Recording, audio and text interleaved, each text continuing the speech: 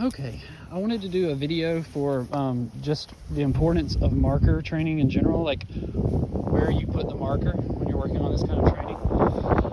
So if I were to ask Boone, come, yes.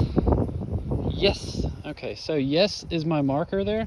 It lets Boone know that what he was doing in that moment, I know, he's a little bored right now. What he was doing in that moment was what I wanted him to do. It's the same concept as a clicker. I just, to be honest, have a hard time keeping up with clickers, and I like to know that I have a tool that's always on me that I can mark any kind of command with, and my voice is usually always there, so I can, use yes, good, okay. All these are different break commands and release commands, but they all have the same thing in common, where they're letting Boone know that what he's doing is good in that moment, or they're releasing him from a command. So at the moment he's laying down. If I were to say to recall him, use that command, then when he gets to me, I'm going to mark. In the moment that he starts to engage with me and get to me, I'm going to mark with yes. Boone, come. Yes. See, he's all the way to me. Good boy. Sit. Oh, he thinks there's food on the ground. Yes. And see, that was right when his butt hit the ground. And then that gives you the ability to reward after. What this really helps with is removing the need for you to get the reward to Boone immediately after he does what you need. An example would be if he was across the field on a long line and I had him in a down and stay. If I wanted to reward him from here, but I couldn't get the treat to him quick enough, the yes marker lets him know what he was doing that was good, that what he's getting the reward for. And dogs definitely pick that up pretty quickly. This is a really valuable tool because it allows you to reinforce behaviors from a distance and with a lot better timing. And I'm sure you've heard this before, but in dog training, timing and when you say commands and clarity and consistency are some of the most important parts of it. So being able to time your marker exactly is something that I like to practice.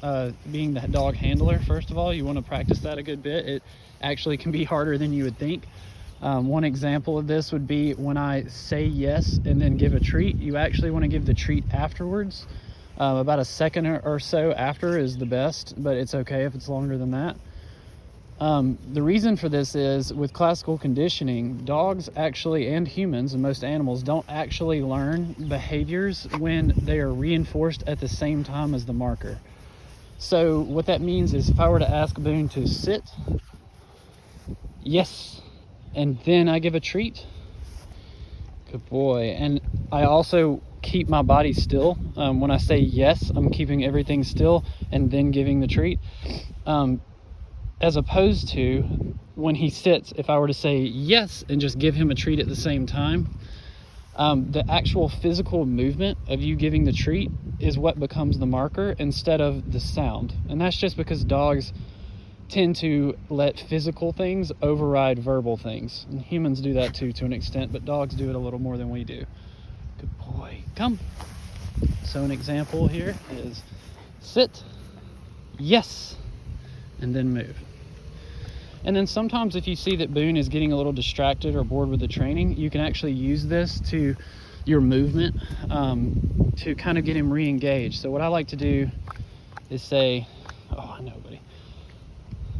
Boone, look. Yes. Okay, come. And then just start running. Now, I know that's hard to see on the phone, but what I did was, ask a command, mark it, and then instead of just rewarding and stopping, which can become very boring to dogs, I reward and move back at the same time, or start to move back and as I'm giving the reward, and there you go, buddy. It encourages Boone to follow me and stay with me, and it also encourages Boone to, dogs just like movement. When you start moving backwards, it gets them excited and it re-engages them in what's going on. A lot of movement and training is really helpful, especially with Boone. He's a young pup and he loves to run around. Doesn't love to run around super fast, but he does love to run. Good boy. Okay, sit. Yes. So that's pretty much it for marker training and the importance of it. It's kind of the foundation for all of our style of training is markers and engagement. Good boy.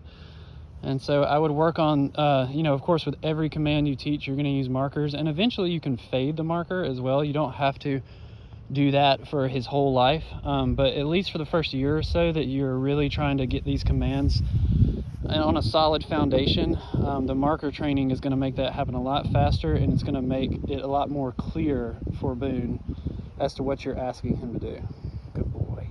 Yes. That's it on marker training.